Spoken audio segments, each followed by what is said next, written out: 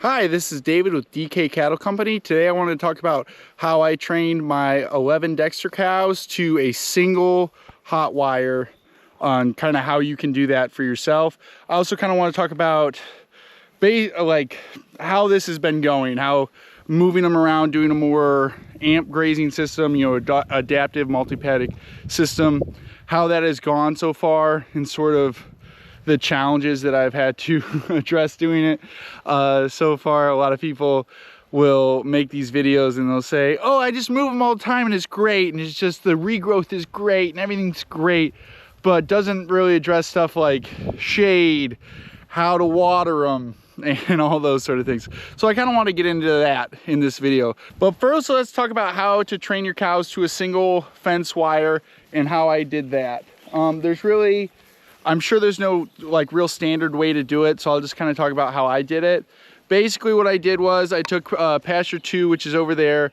I took pasture 2 over there and I divided it into 4 squares. So I just took one wire down the middle and then took it the other wire down the other way to make 4 equal squares. Each of those squares were about 1/4 acre each. What we did, we set that up, and then that was going to be on a 2.5 day for each square. In doing that, that was great because they're in a contained pasture, the woven wire fence pasture. They're in that, and then they're introduced to the wire on each side, on 2 sides rather. So 2 sides is the woven wire and 2 sides is the single electric wire. The first square, 2.5 days on that first square, we had 2 cows escape twice. So there's three escape, yeah, and then another escape. So 3 escapes total on that first rotation. Then when we moved them, every time you move the cows, make sure you say the same thing every time. So I tell the cows, we're moving cows, let's go, we're gonna move. That's the only time I say the word move, is when we are moving pastures. So on that first move, again, had 3 escapes. The second move, we had 2. And then on the next move, we had 1. So then on that last move, we had no escapes. So basically we went 3, 2, 1, and then 0. And then for about 2 weeks, we were completely outside of any fenced-in area and had 0 problems. So what I think really made that successful was the pasture size. So we got them close enough that they will interact with that electric fence at different points in time. It wasn't too big of a space that they're never going to touch it or see it. We had them tight enough that they were going to interact with it in some way, shape, or form, but we also had them loose enough that they weren't really pressured with it or anything like that. So kind of finding a happy medium to your herd size. I think that 1/4 acre is a really good size for 0 to say 15 cows. Once you get it to like 20, like let's say you had like 20 head or like 15 big cows, I would go like more like a 1/2 acre. And maybe even if you had like an acre pasture like I do, cutting it in half and only having that 1 wire on one side would be really good. But kind of a 1/4 acre to a 1/2 acre I think is a good size. You're gonna introduce them to that fence, they're gonna interact with that fence, but they also have space to stay away from it, kind of thing. They're not super crowded. Another really important thing is the height of the fence. Let's go walk up to it here. I do have it turned on, so I gotta watch out, but the fence is only, it's a little bit above my knee. It's not very high. When I first set it up, I had it on this top ring, which is about at my hip height. I had it there, set there first, but I realized in setting it so high that A, some of the cows can go under it, and B, the cows could still jump over it. So then I was like, what do I need to do? I set it one lower, and you realize that you're not trying to get them to not jump over it, because they can easily jump over this fence. What you need to do is set the wire at their nose height. not their nose height when they're standing too. Their nose height when they like reach out their nose. And anybody who has cows knows what I'm talking about, but they'll like kind of like reach forward to like sniff something. That's the height your single wire needs to be. So what you're doing at that height is when they lean forward to investigate what it is, they're getting zapped by it. And then that's also a good height that if their rear end runs into it, they'll also get zapped by it. So it's kind of that perfect height. And none of my cows, since having it for however many weeks now, I think 3-4 weeks now, none of them have jumped over it because they've learned that this is the side of the fence I want to keep them on. Which kind of leads to my next thing. We talked about the height of it and then how much space you should give them.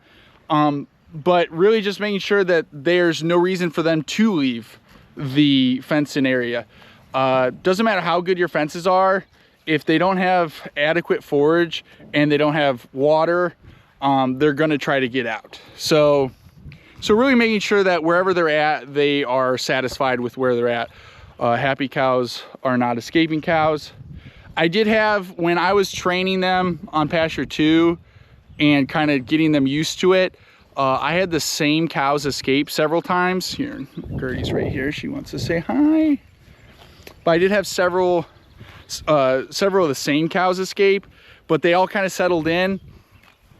I think most cows should be able to do this if you've given them a reasonable amount of time, let's say like 2-3 weeks, and you still have the same cows escaping. I would really think about sending them down the road. I could really see having cows that won't adapt to this system, to be honest, because it is, like I said, they can jump over this, no problem. I've seen these specific cows jump twice as high as this fence is set. They are staying in here because they know that I want them to stay in here. That's the only reason. The only thing holding them in here is that. So I really think that, like, I could see how someone could have a problem with it.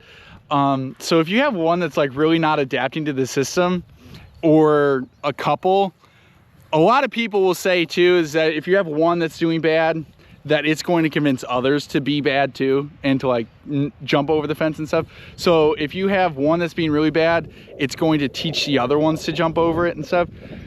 So that's kind of a hard situation. You either have to decide, you kind of have to pick what's more important to you, because honestly, that cow is might never, really adapt to this kind of grazing system.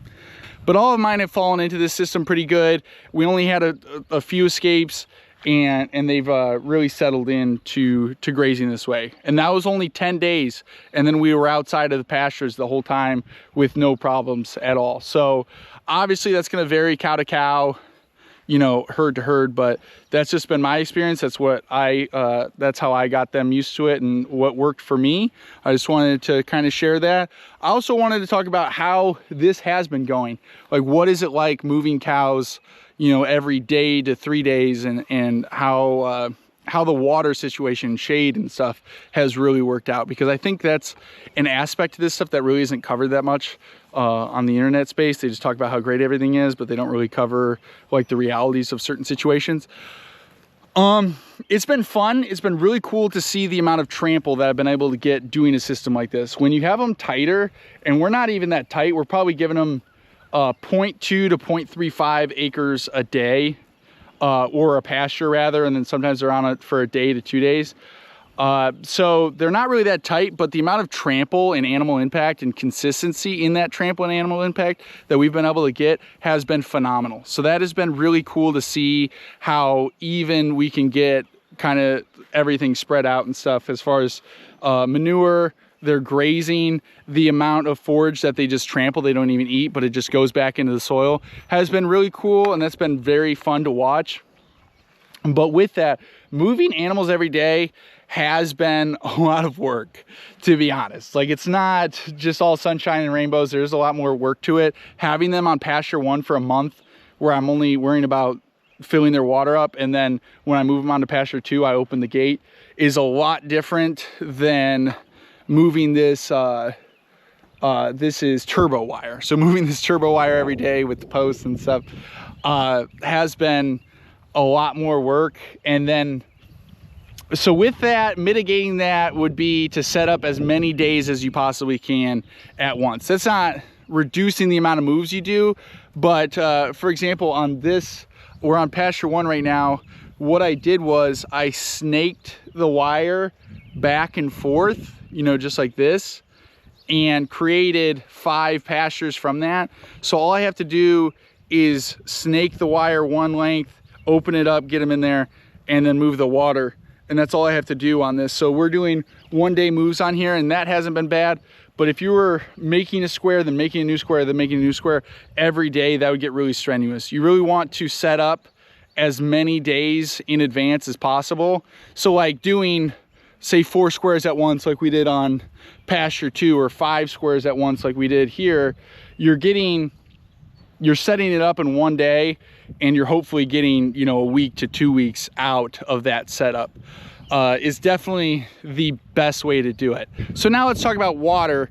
Over here, we're doing fine, you know, by pasture 1, 2, and 3, we have enough hose length to get them water, but we graze behind pasture 1, 2, and 3 as well. So what do we do for that? I have an IBS tote, those big white totes that are with the metal around them. I have one of those. It's like 225 gallons. My tractor can lift about 120 gallons. So we've been using that to move water with the tractor, and that has actually worked out very well. I was kind of concerned about that. I didn't know how much water the tractor was going to be able to lift with the forks, and it kind of being out from the forks a little bit and all that, but that has worked out really good. I think the most we've had to lift, well, I've lifted because I wasn't watching it get filled up, it was like 140 gallons, and it lifted it fine. So so we've been good on that. That has been working out very well. But moving around a low infrastructure farm like this, where there's you know, lots of space, where there's no water or fencing or anything like that, you do kind of have to get creative as far as how you're going to get water to the animals, or how you're going to fence them in with the fencing and stuff like that. So that's what so that has worked out for us. As far as shade and how that's gone, we've been trying to run the cows under trees, especially on the outside of the pastures. I can do that.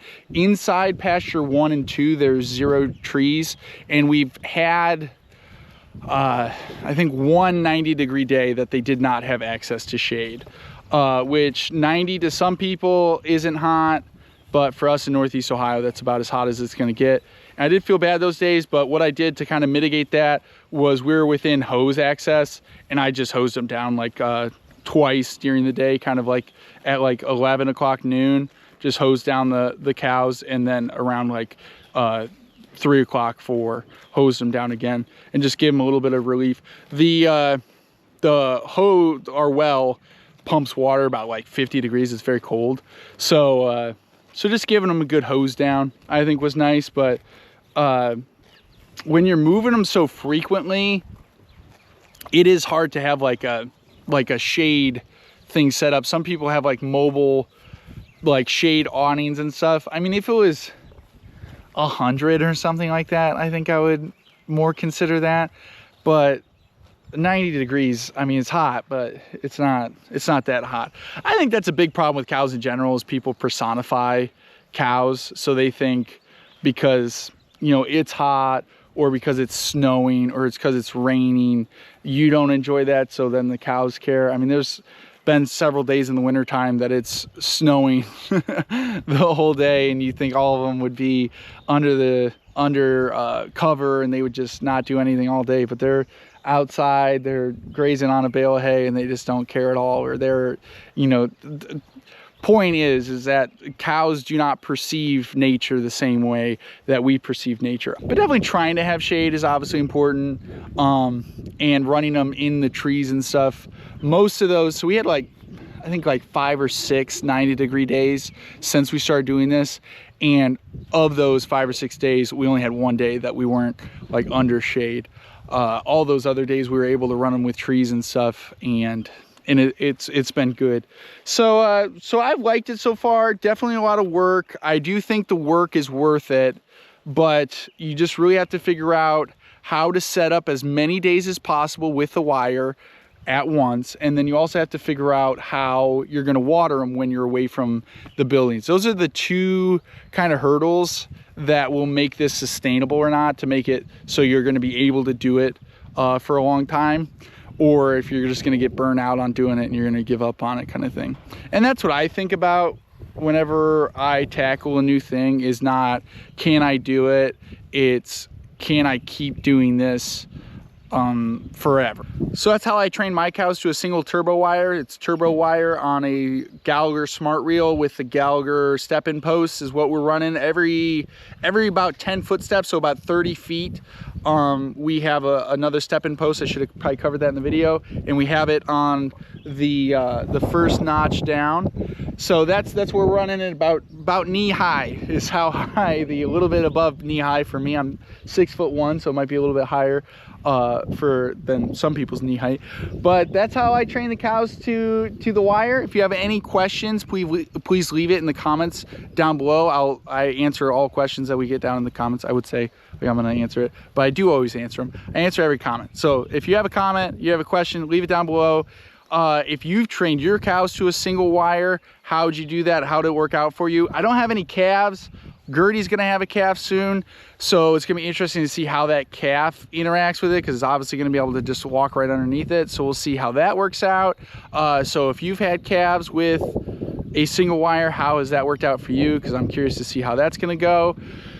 And please like and subscribe to the YouTube channel. I'm trying to give a lot of insight as to how these systems actually work for people actually doing it, and more the nitty-gritty details. So if you have any questions about how to amp graze and very specific details that you want covered, also leave that in the comments, because that's kind of what I'm trying to cover, is the stuff that other people aren't. So so if you have any of those questions, also leave that down below.